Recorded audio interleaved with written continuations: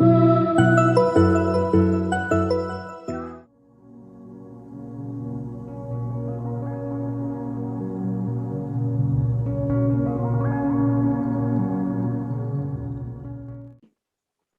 के धन्य नाम की स्तुति और महिमा हो। आप सबों को जय मसीह की। आज शाम के वक्त फिर से प्रभु की उपस्थिति में इस प्रकार हम सबों को परमेश्वर की महिमा करने के लिए एक अवसर परमेश्वर ने दिया है। इसके लिए मैं प्रभु का धन्यवाद करता हूँ। एक विषम परिस्थिति से हम गुजर रहे हैं, लेकिन उसके बीच में भी परमेश्वर हमारे पक्ष में है। यदि परमेश्वर हमारी ओर है तो हमारा विरोधी कौन हो सकता है। दुनिया के हर कोने में लोग समस्याओं से जूझ रहे हैं, लेकिन हमारी परमेश्वर की दया हम पर अभी तक हुई है, तो हम जिंदों के शरीर पर अभी शेष रहकर प्रभु की महिमा करने पा रहे हैं। ये प्रभु की बहुत बड़ी दया है, इसको हम स्मरण करके परमेश्वर को धन्यवाद दें। इसमें जुड़े सभी भाइयों को, बहनों को परमेश्वर बहुतायत से आशीष दे, शांति प्रदान करे, और जो वचन हम सीख रहे हैं वो वचन हम सबों के जीवन में क्रियान्वित हो सके, तो उसके लिए प्रभु हमारी मदद करे। हम पिछले सप्ताह में इब्राहिम के बारे में सीख रहे थे। कुछ बातें हमने सीखी थी और कुछ बातें और इब्राहिम के बारे में विचार करेंगे। पिछले सप्ताह में 4 बातें इब्राहिम के बारे में हमने विचार किया था।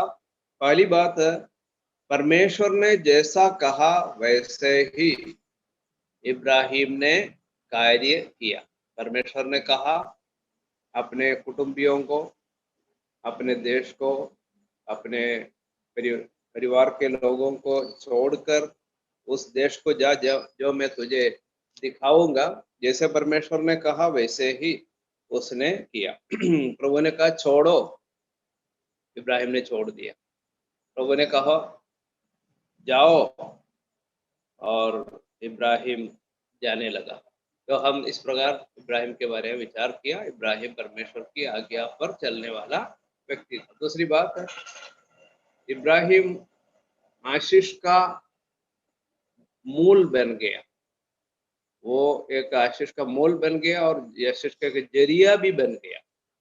सारी दुनिया के लोग इब्राहिम के द्वारा आशीष के पात्र बन गए। और तीसरी बात है, इब्राहिम एक सच्चा आराधक, सच्चे परमेश्वर का सच्चा आराधक। उस प्रकार इब्राहिम के बारे में हमने पिछले सप्ताह विचार किया। जहाँ कहीं इब्राहिम जाता था वो तंबू में रहता था, अपने लिए वो तंबू बनाता था, परमेश्वर के लिए वेदी बनाता था और परमेश्वर की आराधना वो किया करता था। और उस जगह में भी जहाँ पर लोग परमेश्वर का भय नहीं मानते थे, वहाँ पर भी इब्राहिम परमेश्वर का भय मानता था और परमेश्वर की आराधना करता था। उस जगह के लोग परमेश्वर की आराधना करने वाले नहीं थे, फिर भी इब्राहिम बराबर परमेश्वर की आराधना करते थे। चौथी बात हमने विचार किया कि इब्राहिम तंबू में रहता था। इब्राहिम स्वयं अपने आप को समझता था कि मैं एक परदेशी हूँ, और प्रतिज्ञा के देश में एक परदेशी के रूप में इब्राहिम रहा। एक विशेष बात है, परमेश्वर ने प्रतिज्ञा की थी, एक कनान देश उनके लिए प्रतिज्ञा की थी, लेकिन उस कनान देश में जो प्रतिज्ञा का देश था वहां पर एक परदेशी के रूप में वो रहा। इब्राहिम बोलता था मैं एक परदेशी और पाहुन हूँ। ऐसे हित्तियों को वो बोलता था, मैं हाँ परदेशी हूँ। और हमारे बारे में भी ये बात सच है, हम भी परदेशी हैं। इस संसार में परदेशी होकर हम जी रहे हैं। इस संसार को छोड़कर हमें जाना जरूरी है। और इब्राहिम ने ऐसा क्यों किया? क्योंकि एक स्थायी, एक स्थिर नगर की वो प्रतीक्षा करता था, जिसको परमेश्वर ने ही रचा है। परमेश्वर ने नींव डाली और परमेश्वर ने रचा ऐसे एक नगर की वो प्रतीक्षा करते हुए इस दुनिया में अपना जीवन व्यतीत करता था। हम भी इस पृथ्वी पर रहते हैं, हमारी आशा है कि हम एक स्थायी नगर में पहुंच जाएंगे जिसको प्रभु यीशु मसीह स्वयं बना रहे हैं। प्रभु ने कहा, मेरे पिता के घर में बहुत से निवास स्थान हैं, यदि ना होता तो मैं तुमसे कह देता, मैं तुम्हारे लिए जगह तैयार करने जा रहा हूँ। यदि मैं जगह तैयार करूँ तो मैं फिर से आऊँगा कि जहाँ मैं रहूँ वहाँ तुम भी रहो। तो प्रभु यीशु मसीह एक चिरस्थायी भवन हमारे लिए तैयार कर रहे हैं, जहाँ पर जाने के लिए हम आतुर हैं और हम उसके लिए आशा के साथ जी रहे हैं। प्रभु हमारी मदद करें। आज हम 5वीं बात है, इब्राहिम के बारे में हम विचार करने जा रहे हैं। इब्राहिम एक प्रार्थना करने वाला मनुष्य था। आज उस बात के लिए हम पढ़ेंगे उत्पत्ति की पुस्तक 12वें अध्याय का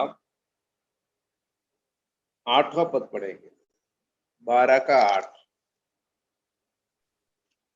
फिर वहां कोई से भी भाई आगे पढ़ सकते हैं। बढ़कर वह उस पहाड़ पर आया जो बेतेल के पूर्व की ओर है, और अपना तंबू उस स्थान में खड़ा किया जिसके पश्चिम की ओर से तो बेतेल और पूर्व की ओर ए है। वहां भी उसने यहोवा के लिए एक वेदी बनाई और यहोवा से प्रार्थना की। परमेश्वर पिता, आपके धन्य वचन को समझने के लिए हमारी बुद्धि को खोलिए। प्रार्थना उद्धार करते यीशु मसीह के नाम में मांगते हैं। यहाँ पर यहोवा से प्रार्थना की ऐसा लिखा है, और कुछ अनुवादों में यहोवा की आराधना की ऐसा भी लिखा है। तो प्रार्थना की उस बात को हम अभी हमारे विचार में रखेंगे। वो प्रार्थना करने वाला एक व्यक्ति था। एक और पद हम पढ़ेंगे, उत्पत्ति 13 का 4। उत्पत्ति 13 का 4। यह स्थान उस वेदी का है जिसे उसने पहले बनाई थी, और वहां अब्राम ने फिर यहोवा से प्रार्थना की। हाँ, अब्राम ने फिर से यहोवा से प्रार्थना की। तो यहोवा से प्रार्थना करने वाला अब्राम। आगामी अध्यायों में भी हम जब जाते हैं, अब्राम प्रार्थना करते हुए हम देखते हैं। अब्राम जो है दूसरों के लिए प्रार्थना करते थे, अपने लिए प्रार्थना करते थे। उदाहरण के लिए लूत के लिए अब्राम ने प्रार्थना की, और उसके अलावा अबीमेलेक के लिए प्रार्थना की, और मिस्र के राजा के लिए प्रार्थना की। दूसरों के लिए भी प्रार्थना करते हुए हम इब्राहिम के बारे में पढ़ते हैं। तो प्रार्थना करने वाला था। प्रार्थना के बारे में डिटेल में नहीं लिखा है, फिर भी हम समझ सकते हैं इब्राहिम के जीवन में कभी कभी संकट आया, परेशानियां आई, तो भी परमेश्वर ने उनको अद्भुत रीति से उसमें से बचाया। तो उसका कारण और कुछ नहीं है कि इब्राहिम जो है प्रार्थना करने वाला था। मेरे और आपके जीवन में भी परेशानियां, दुख और दिक्कतें आ सकती है। उस समय भी हमें भी प्रार्थना करने की आवश्यकता है।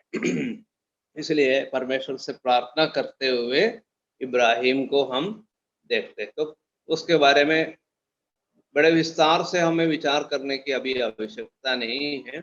आगे के अध्ययन में भी ये विषय फिर आएगा। तो इसलिए बस इतना एक बात हम अपने मन में रखें, एक प्रार्थना करने वाला व्यक्ति था। पहली शताब्दी की कलीसिया के बारे में हम पढ़ते हैं। वे प्रेरितों से शिक्षा पाने, संगति रखने, रोटी तोड़ने और प्रार्थना करने में लवलीन रहे। इस प्रकार हम पहली शताब्दी की कलीसिया के बारे में पढ़ते हैं। वे लोग भी प्रार्थना में लवलीन रहे या लगे रहे, और लगातार वे लोग प्रार्थना करते थे।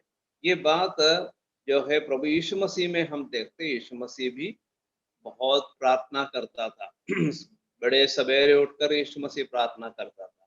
कभी कभी सेवा के बीच में, सेवा के दौरान यीशु मसीह गायब हो जाता था और यीशु मसीह प्रार्थना में समय व्यतीत करते थे। तो प्रभु यीशु मसीह के जीवन में हम देखते हैं कि बड़े प्रार्थना करने वाला व्यक्ति था। संकट के समय भी प्रभु यीशु ने प्रार्थना की, शिष्यों को चुनने के पहले प्रार्थना की, सुबह प्रार्थना करते थे, शाम को प्रार्थना करते थे, कभी कभी रात भर प्रार्थना करते थे। इस प्रकार प्रभु यीशु मसीह प्रार्थना में लगे रहे, लवलीन रहे, ऐसा हम पढ़ते हैं। हमारे जीवन के लिए प्रभु यीशु मसीह सच्चा आदर्श है, और इब्राहिम भी हमारे लिए एक आदर्श का पुरुष है, जिसकी प्रार्थना से हमें भी प्रेरणा मिलती है कि हम भी प्रार्थना करते रहे। जितने प्रभु के लोग जो सफल हुए, वे सब प्रार्थना करने वाले लोग थे। उदाहरण के लिए हम जानते हैं दानियल, वो प्रार्थना करता था इसलिए वो सफल हो गया। यहोशू प्रार्थना करता था इसलिए सफल हुआ। मूसा प्रार्थना करता था इसलिए सफल हुआ। इस प्रकार बहुत सारे प्रभु के भक्तों के बारे में हम बाइबल में पढ़ते हैं। वे सब क्यों सफल हुए? एकमात्र उत्तर है, वे जो है प्रार्थना में लगे रहते थे, प्रभु के वचन के अनुसार बराबर चलते थे और परमेश्वर का भय मानते थे। तो प्रार्थना जो है हमारे जीवन का एक अटूट अंश बनना चाहिए, तब जाके हम भी सफल हो जाएंगे। मेरे और आपके जीवन में भी हम कितनी प्रार्थना में समय व्यतीत करते हैं, ये बहुत ही महत्वपूर्ण है। और यदि प्रार्थना करते हैं तब आपके जीवन में सफलता मिलेगी। और छठी बात हम आज इब्राहिम के बारे में विचार करते हैं कि इब्राहिम बड़ा धनी था। इब्राहिम बड़ा धनी था, लेकिन धन पर भरोसा नहीं रखता था। यह है इब्राहिम के बारे में हम जो विचार कर सकते हैं। इब्राहिम बड़ा धनी था पर धन पर भरोसा नहीं रखता। तो दो प्रकार के धनवानों के बारे में हम देख सकते हैं। एक परमेश्वर पर भरोसा रखने वाला धनवान, दूसरा है धन पर भरोसा रखने वाला धनवान। दो प्रकार के धनवानों के बारे में हम देख सकते हैं। संपूर्ण दुनिया में इस प्रकार दो प्रकार के धनवान होते हैं। जो धनवान है पर परमेश्वर पर भरोसा रखते हैं, और दूसरा है वो भी धनवान है लेकिन वे धन परमेश्वर पर नहीं, धन पर भरोसा रखते हैं। तो ये दो प्रकार के धनवानों के बारे में हम पढ़ सकते हैं। परमेश्वर ऐसे लोगों को ढूंढ रहे हैं जो परमेश्वर पर भरोसा रखते हैं और धन पर भरोसा नहीं रखते। एक मूर्ख व्यक्ति के बारे में हम लूका समाचार 12वें अध्याय में पढ़ते हैं, जिसके पास बहुत धन था, बहुत धन था और खेती किसानी करता था, और इतना जो है फसल उनके पास आया है, धन संपत्ति उसको मिली। वो सोचने लगा मैं अपनी भिखारियों को तोड़कर नहीं बनाऊंगा और मेरी धन संपत्ति सब उसमें रखूंगा। इस प्रकार जो है बोलते हैं कि बहुत सारे वर्षों के लिए मैंने जो है इकट्ठा किया है और मैं उसमें उसको खाता रहूंगा। और इस प्रकार वो सोचता था। लेकिन परमेश्वर पूछते हैं, हे मूर्ख, आज रात को तेरा प्राण तुझसे ले लिया जाएगा, तो जो कुछ तूने इकट्ठा किया है वो किसका होगा? ऐसा परमेश्वर उस व्यक्ति को पूछते हैं। तो वहां पर हम देखते हैं वो व्यक्ति धनवान जरूर था, लेकिन उसका भरोसा केवल धन पर था।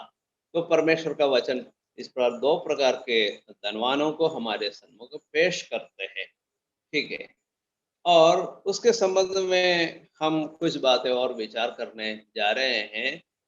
धन के प्रति इब्राहिम का जो मनोभाव, इब्राहिम का मनोभाव हम देख सकते हैं। सही मनोभाव चाहिए।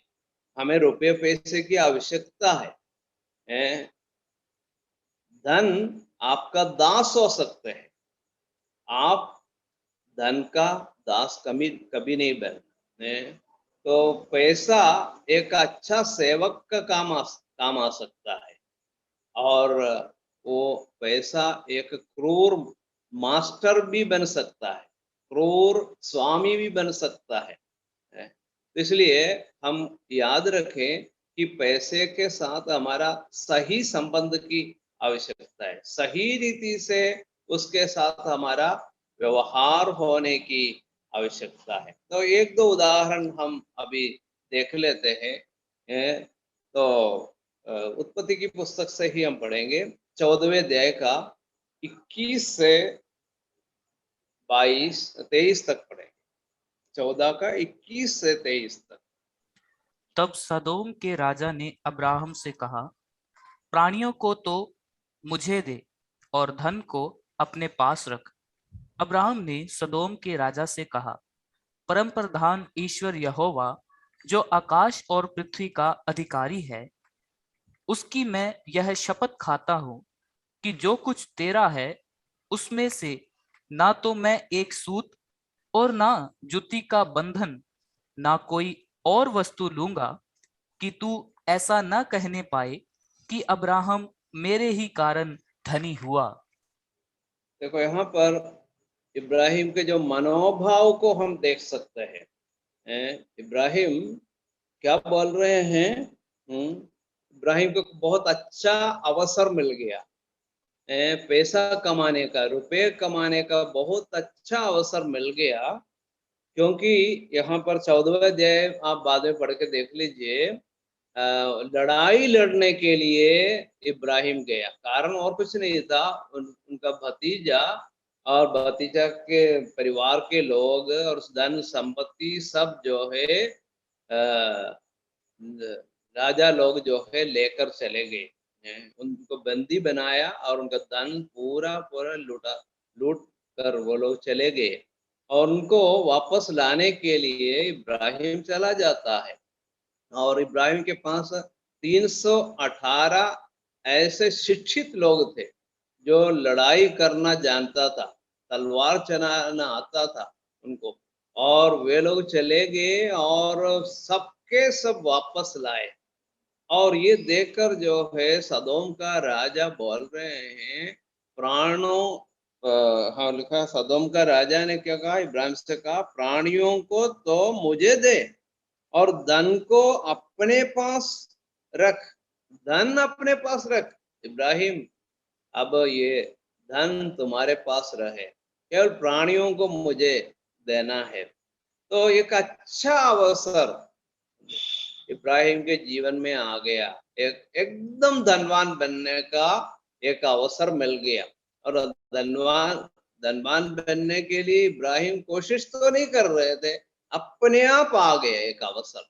लेकिन उस समय उसका जो उत्तर आप ध्यानपूर्वक देखें, 22वें पद में लिखा है, अब्राहम ने सदोम के राजा से कहा, परम प्रधान ईश्वर यहोवा, जो आकाश और पृथ्वी का अधिकारी है, उसकी मैं यह शपथ खाता हूं। मैं किसका सेवक हूं तुझे मालूम है? मैं परम प्रधान ईश्वर यहोवा का मैं सेवक हूं। मैं उनका भय मानता हूं, मैं उनके अधीन रहता हूं। उन्होंने मुझे सब कुछ दिया है। तो परमेश्वर ने मुझे सब कुछ दिया है, मेरे पास किसी चीज की कोई कमी नहीं है। परमेश्वर की सेवा मैं करता हूं और उस परमेश्वर ने मुझे धनी बनाया है और परमेश्वर स्वयं मेरा धन है। परम प्रधान ईश्वर यहोवा मेरा धन है और इसलिए मुझे उसको छोड़कर और कोई किसी धन की कोई आवश्यकता नहीं है। परमेश्वर ही मेरा धन है और मैं उनका सेवक हूँ और ईश्वर का मैं सेवक हूँ, इसलिए मेरे पास किसी भी चीज की कोई कमी नहीं है और मैं कुछ भी नहीं लूंगा। 23 पद ध्यानपूर्वक देखे, मैं ये शपथ खाता हूं कि जो कुछ तेरा है उसमें से ना तो मैं एक सूत, ना ज्योति का बंधन, न कोई वस्तु लूंगा। मैं लूंगा नहीं, कुछ भी नहीं है, कुछ भी नहीं लूंगा। छोटी सी चीज भी मैं नहीं लूंगा, कुछ भी नहीं चाहिए। कहने का तात्पर्य एक पैसा भी मुझे नहीं चाहिए। आज के हिसाब से अपन ने बताया कि एक पैसे की मुझे जरूरत नहीं है, मेरे पास भरपूर धन है, क्योंकि मैं परम प्रधान ईश्वर यहोवा का बंदा सेवक हूँ। मेरे पास किसी भी चीज की कोई कमी नहीं, मैं संतुष्ट हूँ। ये है इब्राहिम का मनोभाव और इसलिए मुझे तेरी कोई भी चीज, किसी भी चीज की आवश्यकता नहीं है, मैं लूंगा नहीं। और इसका एक कारण भी बताते हैं। तो ऐसा ना कहने पाए कि अब्राम मेरे ही कारण धनी हुआ, ये तो मेरे स्वामी के लिए एक अपमान की बात है। यदि कोई कहता है कि मेरे कारण अब्राम धनी बन गया, तो क्या है, मेरे स्वामी के लिए एक अपमान की बात। मेरा स्वामी इतना बड़ा धनी है और इतना धन देने वाला है, भरपूरी से मुझे धन दिया है, मुझे किसी भी चीज की कमी नहीं है। ऐसे में यदि तू कहता है या और कोई भी कहता है कि मेरे कारण अब्राम धनी बना, तो मेरे स्वामी मेरा धनी स्वामी के लिए एक अपमान की बात है। मैं ऐसा नहीं करूंगा, मुझे चाहिए नहीं। एक पैसा भी अब्राम ने सदोम के राजा से लिया नहीं। देखो ये याद रखना, एक पैसा भी, हाँ थोड़ा बहुत दे दो तो ठीक है, नहीं, बिल्कुल भी नहीं चाहिए, बिल्कुल भी नहीं चाहिए। तो धन के प्रति हमारा मनोभाव भी ये होना चाहिए। तो प्रभु के कई भक्तों के बारे में हम पुराने नियम में भी पढ़ते हैं, वे लोग पैसा लेते नहीं थे, पैसा लेते नहीं थे। वे लोग सेवा करते थे, लेकिन पैसे के लिए उन्होंने कभी भी काम नहीं किया।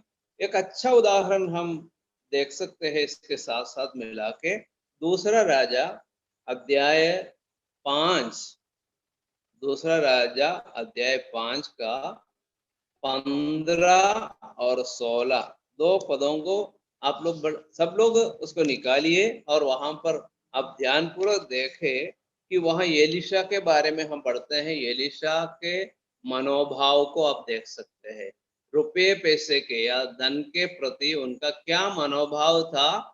और साथ साथ गेहजी के बारे में पढ़ते हैं, गेहजी का क्या मनोभाव था, हम देख सकते हैं। दूसरा राजा 5 का 15-16। तब वह अपने सब दल बल समेत परमेश्वर के भक्त के यहाँ लौट आया और उसके सन्मुख खड़ा होकर कहने लगा, सुन, अब मैंने जान लिया है कि समस्त पृथ्वी में इज़राइल को छोड़ और कहीं परमेश्वर नहीं है, इसलिए अब अपने दास की भेंट ग्रहण कर। एलिशा ने कहा, यहोवा जिसके सन्मुख मैं उपस्थित रहता हूँ, उसके जीवन की शपथ, मैं कुछ भेंट ना लूंगा। और जब उसने उसको बहुत विवश किया कि भेंट को ग्रहण करे, तब भी वह इनकार ही करता रहा।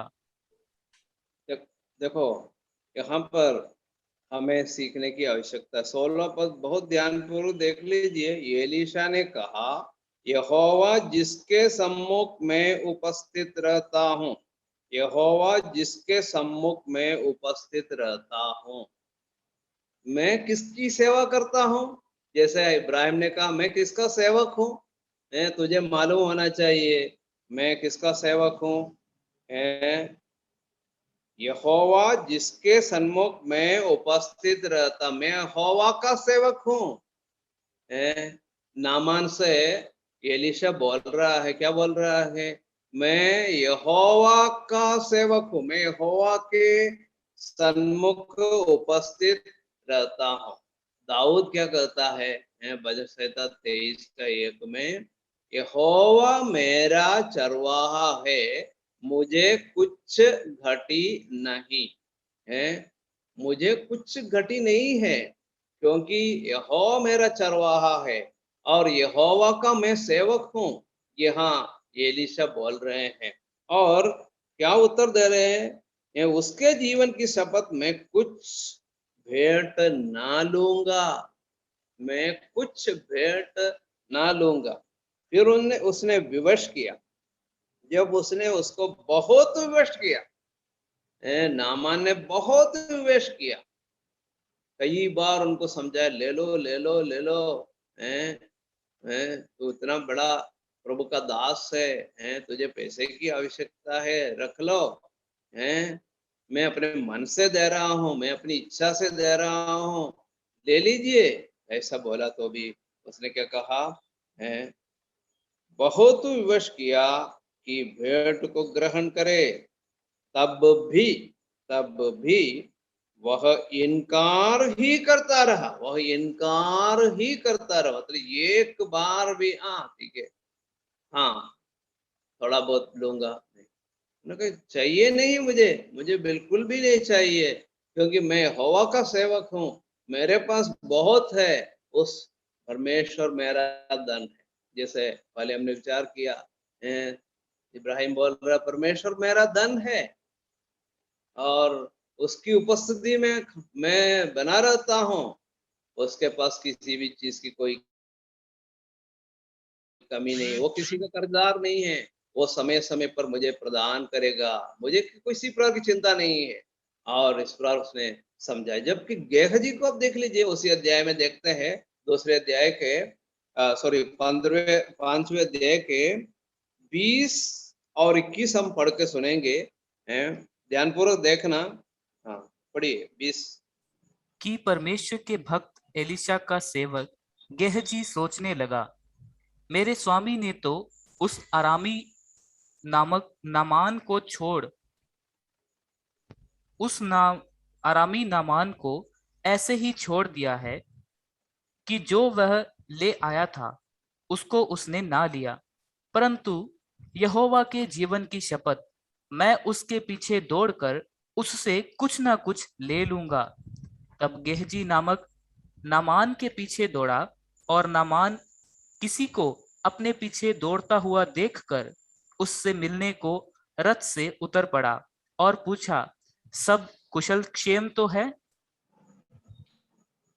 देखो वहां दो शब्द आप ध्यानपूर्वक देख ले, सोचने लगा, है ना, लोभ, मन में सोच आ गई। क्या सोच आ गई? सोच ये है, आगे पढ़ने पर आपको समझ में आएगा, मैं चांदी, वस्त्र, सब लूंगा, और जलपाई का और दाख की बारियां, भेड़ बकरियां, गाय बैल, दास दासी सब मैं ले लूंगा, मैं पैसा लूंगा, फिर ये सब कुछ मैं खरीद लूंगा।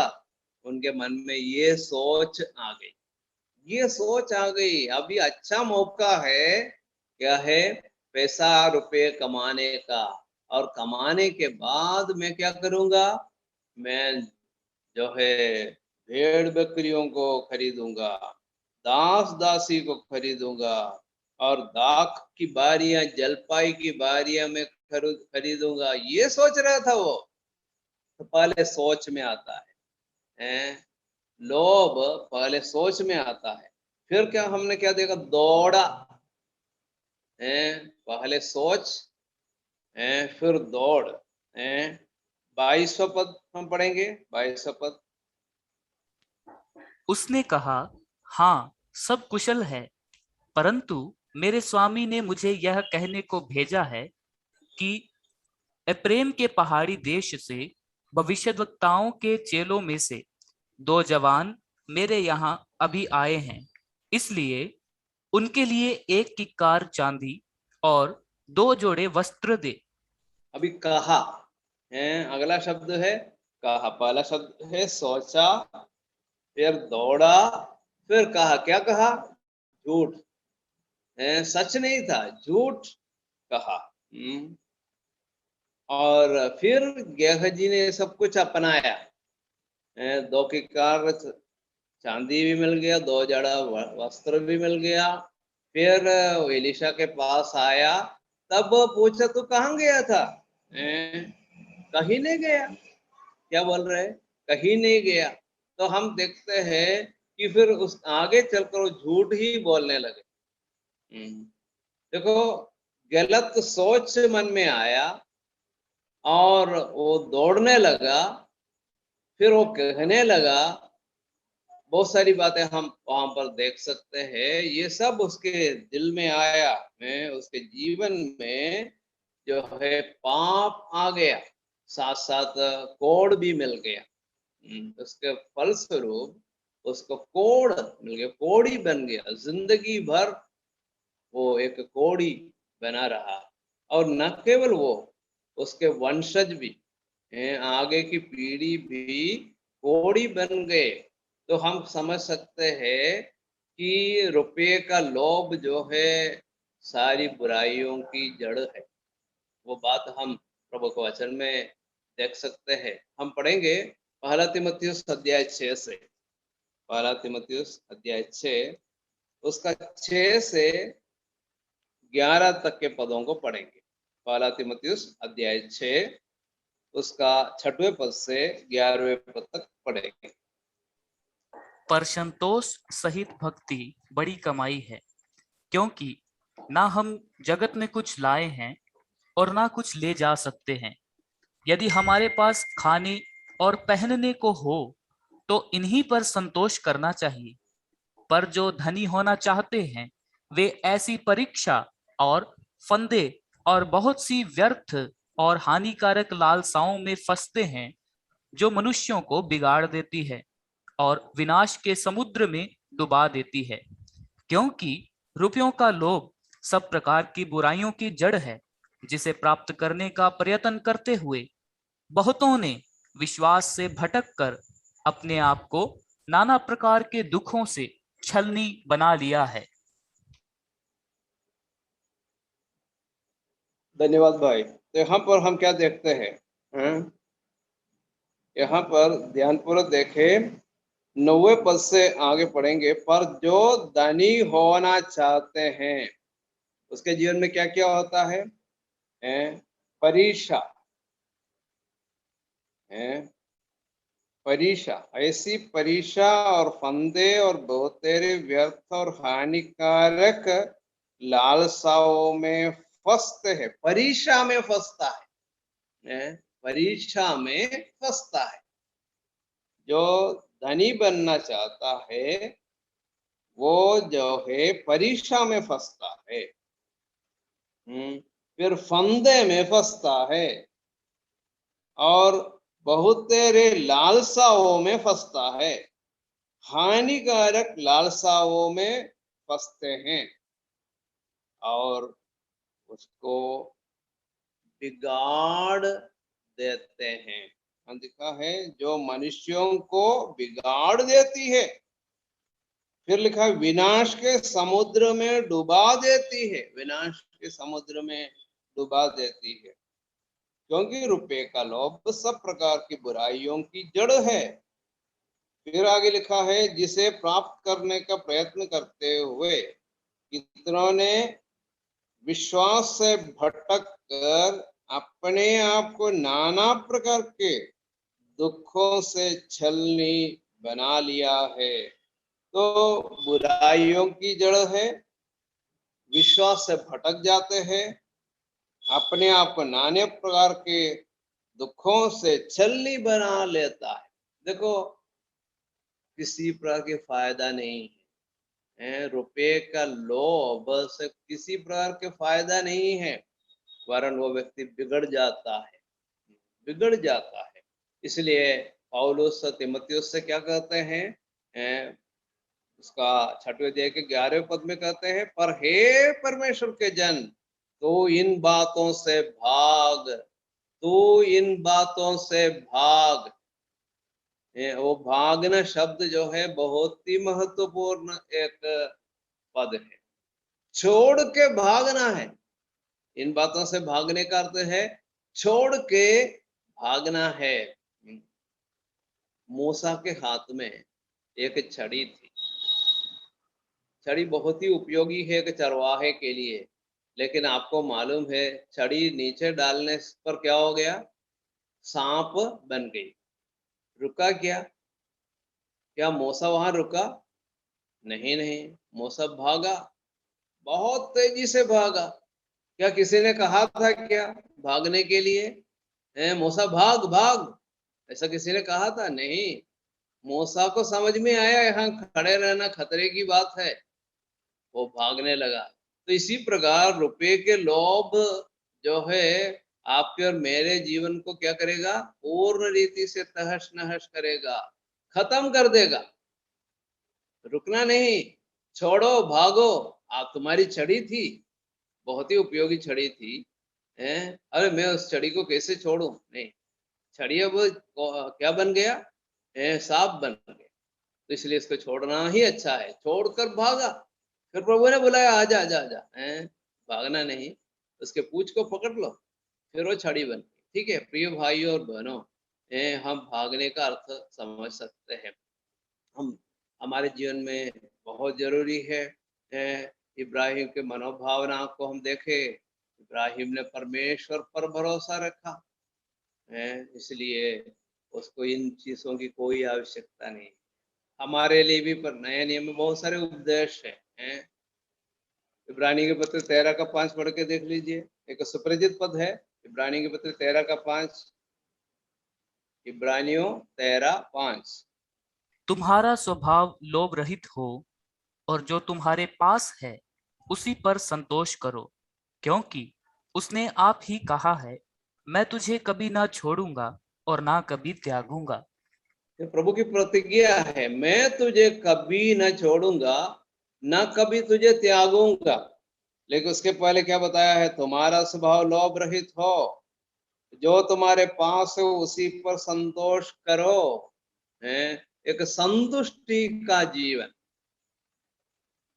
हम हरेक विश्वासी को चाहिए, मुझे भी चाहिए, आपको भी चाहिए। हम हरेक को एक संतुष्टि का जीवन,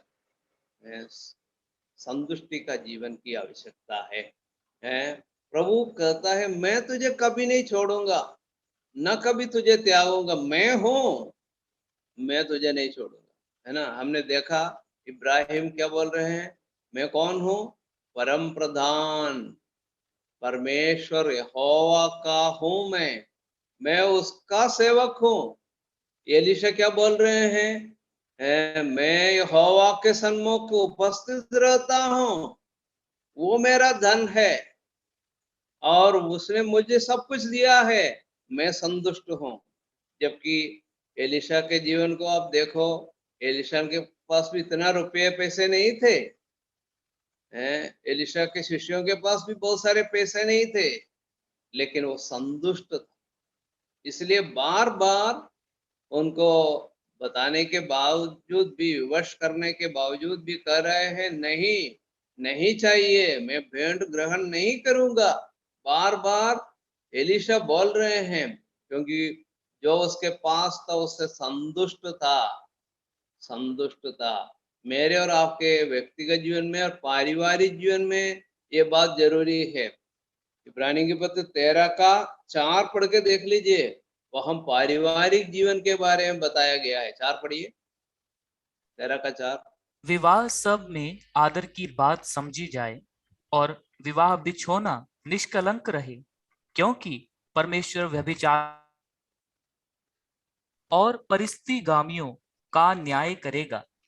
हाँ, यहाँ पारिवारिक जीवन के बारे में बताने के बाद तुरंत परमेश्वर ने क्या कहा? तुम्हारा स्वभाव लोभ रहित हो। पति पत्नियों से प्रभु क्या कहते हैं? तुम्हारा स्वभाव लोभ रहित हो। विवाह सब में आदर की बात समझी जाए और बिछौना निष्कलंक रहे, वो बताने के बाद कहा गया है, तुम्हारा स्वभाव लोभ रहित हो, जो तुम्हारे पास उस पर संतोष करो, क्योंकि प्रभु कहते हैं, मैं तुझे कभी नहीं छोड़ूंगा। पति पत्नियों, मैं तुम्हें कभी नहीं छोड़ूंगा, प्रभु कहते हैं, कभी नहीं छोड़ूंगा। पति को भी नहीं छोड़ा, प्रभु छोड़ने वाला है, और पत्नी को भी नहीं छोड़ने वाला। प्रभु कभी नहीं छोड़ेंगे। अपने पारिवारिक जीवन में हमें लोभ की आवश्यकता नहीं। लोभ रहित जीवन व्यक्तिगत जीवन में, पारिवारिक जीवन में, कलीसियाई जीवन में, क्योंकि प्रभु की प्रतिज्ञा है, मैं तुझे कभी नहीं छोड़ूंगा, मैं तुझे कभी नहीं छोड़ूंगा। प्रभु यीशु ने शिष्यों को जब उपदेश दिया, पहाड़ी उपदेश में कहते हैं, मत्ती 6 का 33 सबके लिए सुपरिचित पद है, पहले परमेश्वर का राज्य और उसकी धार्मिकता की खोज में लगे रहो, तो ये सब वस्तुएं तुम्हें मिल जाएंगी। प्रभु की प्रतिज्ञा है, बहुत सारी प्रतिज्ञाएं हैं उसके संबंध में। पहले परमेश्वर का राज्य और उसकी धार्मिकता के खोज में लगे रहो, तो ये सब वस्तुएं मतलब क्या है? रोटी, कपड़ा, मकान, जीवन की जो बुनियादी आवश्यकताएं हैं, रोटी और कपड़ा, ये बुनियादी आवश्यकताएं हैं। उसके साथ जो है मकान भी अपन जोड़ के सीख सकते हैं। तो प्रभु को मालूम है आपको रोटी की जरूरत है। जब इस्राएल लोग जंगल में सफर कर रहे थे, प्रभु को मालूम था रोटी की जरूरत है, रोज मन्ना खिलाते थे। प्रभु को मालूम था पानी चाहिए, रोज पानी भी प्रभु पिलाते थे। तो परमेश्वर जो है इतना महान है, इतना श्रेष्ठ है, आपकी आवश्यकताएं पूरी करने की क्षमता और विश्वास योग्यता प्रभु रखते हैं। प्रभु के पास वो विश्वास योग्यता है। जो कोई प्रभु के पीछे हो लेता है, प्रभु उनकी आवश्यकताएं पूरी करते हैं। एक उदाहरण हम लूका समाचार से देख लेते हैं। लूका 22 का 35। लूका 22 का 35। यीशु मसीह ने अपने चेलों से एक बार पूछा, पढ़िए 22 का 35। फिर उसने उनसे कहा, जब मैंने तुम्हें बटुए और झोली और जूते बिना भेजा था, तो क्या तुमको किसी वस्तु की घटी हुई थी? उन्होंने कहा, किसी वस्तु की नहीं। यहाँ प्रभु यीशु मसीह का एक प्रश्न और उस प्रश्न का उत्तर दोनों विशेषकर विचारणीय है। उसने मतलब यीशु मसीह ने उनसे कहा, शिष्यों से कहा कि जब मैंने तुम्हें बटुए और झोली और जूते बिना भेजा था, तो क्या तुमको किसी वस्तु की घटी हुई थी? क्या तुमको किसी वस्तु की घटी हुई थी? क्वेश्चन, प्रश्न। उन्होंने कहा किसी वस्तु की नहीं। किसी वस्तु की नहीं। पहले परमेश्वर का राज्य और उसकी धार्मिकता के खोज में लगे रहो, तो ये सब वस्तुएं तुम्हें मिल जाएंगी, है ना। प्रभु यीशु मसीह के चेले, कुछ चेले जो है मछुआरे थे या उससे संबंधित कुछ उद्यम में वे लोग लगे थे, लेकिन उनमें से किसी ने फिर मछली पकड़ने नहीं गए। मछुआरे नहीं थे, फिर वे लोग मछुआरे नहीं थे।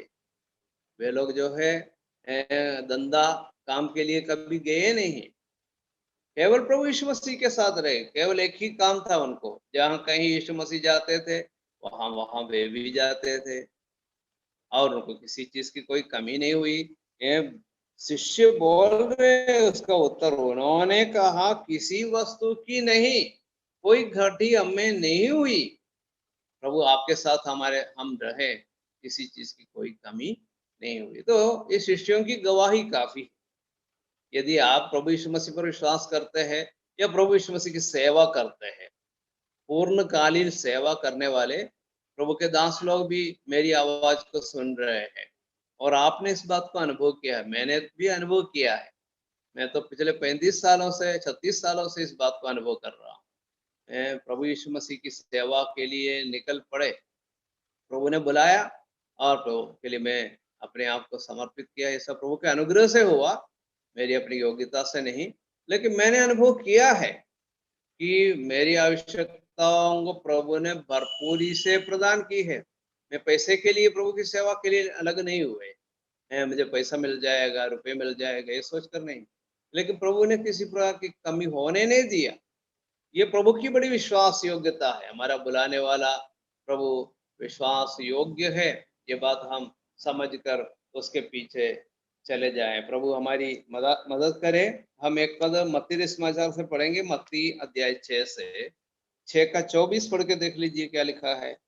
मत्ती 6 का 24। कोई मनुष्य दो स्वामियों की सेवा नहीं कर सकता, क्योंकि वह एक से तो बैर और दूसरे से प्रेम रखेगा, या एक से मिला रहेगा और दूसरे को तुच्छ जानेगा। तुम परमेश्वर और धन दोनों की सेवा नहीं कर सकते। तुम परमेश्वर और धन दोनों की सेवा नहीं कर सकते। जो परमेश्वर से प्रेम रखता है वो परमेश्वर की सेवा करेगा। जो धन से प्रेम करता है वो धन की सेवा करेगा। ये दोनों नहीं हो सकता। या तो आप परमेश्वर की सेवा कर रहे हैं, नहीं तो आप धन की सेवा कर रहे हैं। दोनों नहीं हो सकता है, दोनों असंभव है। यदि अब मैं सोचता हूँ मैं धन की भी सेवा करूंगा परमेश्वर की भी सेवा करूंगा, नहीं, असंभव बात है। प्रभु यीशु ने स्पष्ट कहा, तुम परमेश्वर और धन दोनों की सेवा नहीं कर सकते। या तो परमेश्वर की सेवा, नहीं तो धन की सेवा। तो इसलिए बहुत ध्यान देने की आवश्यकता है, हम किसको ज्यादा प्राथमिकता देते हैं। यदि परमेश्वर को प्राथमिकता देते हैं तो आप परमेश्वर की सेवा करेंगे। परमेश्वर से प्रेम करते हो तो परमेश्वर की सेवा करेंगे। धन से प्रेम करते हो तो धन की सेवा करेंगे। और इसमें हमेशा जो है एक लालच या एक खतरा हमारे सामने है। जैसे एलिशा के जीवन में हुआ, विवश करने वाले आएंगे आपके पास। बहुत विवश किया, है ना। नामान ने विवश किया। दुनिया के दृष्टिकोण में ऐसा विवश करना कोई गलत बात नहीं है, क्योंकि ऐसा काम किया एलिशा ने परमेश्वर के अनुग्रह से होकर, जो और किसी ने कभी किया नहीं। तो इसलिए दुनिया के दृष्टिकोण में पैसा, रुपये पैसा लेना एक गलत बात नहीं है, एक जायज बात है। यदि एलिशा ने कुछ पैसा लिया तो भी वो एक गलत बात नहीं मानी जाएगी, लेकिन एलिशा ने लिया नहीं। ये विशेष हम हमारे ध्यान को आकर्षित करने वाली बात है। यदि हम धन की सेवा करेंगे तो उसमें बहुत बड़ा धोखा है। और इस प्रकार इस बात पर हम विशेष ध्यान दे। 2 पद जल्दी पढ़ के हम समाप्त करेंगे। एक लूका समाचार 12 का 15 है। लूका 12 का 15। लूका 12 का 15। और उसने उनसे कहा, चौकस रहो और हर प्रकार के लोभ से अपने आप को बचाए रखो, क्योंकि किसी का हाँ, जीवन उसकी संपत्ति की बहुतायत से नहीं होता। अच्छा, चौकस रहो, यीशु मसीह ने कहा। हर प्रकार के लोभ से अपने आप को बचाए रखो। एलिशा के सामने आया है, क्या है? लोभ, है ना। लोभ के लिए एक प्रलोभन आया, लोभ के लिए एक प्रलोभन आया, लेकिन उस प्रलोभन का उन्होंने सामना किया और जीत लिया। मेरे और आपके सामने भी इस प्रकार का लोभ आ सकता है। प्रभु की सेवा करने वाले लोगों के सामने भी कभी ऐसा प्रलोभन आता है, लेकिन बहुत ध्यानपूर्वक हमें जीने की जरूरत है। प्रभु ने कहा चौकस रहो, सावधान रहो। एक पद मत्ती समाचार से पढ़ेंगे 13 का 22। मत्ती 13 का 22। जो झाड़ियों में बोया गया, यह वह पढ़िए। है जो वचन को सुनता है, परंतु इस संसार की चिंता और धन का धोखा वचन को दबाता है और वह फल नहीं लाता। धन का धोखा वचन को दबाता है। धन का धोखा वचन को दबाता है और वह फल नहीं लाता है। रुपए के लोभ से क्या होगा? वचन को दबा देता है ना। वचन को दबा देता है। धन का धोखा वचन को दबा देता है। वो व्यक्ति निष्फल हो जाएगा, है ना। एक लोभी प्रभु की सेवा नहीं कर सकते। यहाँ हम अब्राहम के उदाहरण ले सकते हैं। वो धनवान था, लेकिन भरोसा धन पर नहीं था, भरोसा प्रभु पर था, इसलिए वो सफल व्यक्ति बन गया।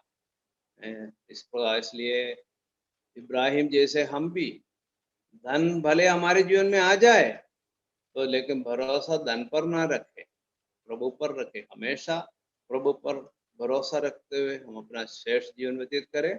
प्रभु इन वचनों के द्वारा हमें आशीष दे। परमेश्वर के धन्य नाम की स्तुति और महिमा हमेशा हमेशा होती रहे। सबको धन्यवाद। जय मसीह।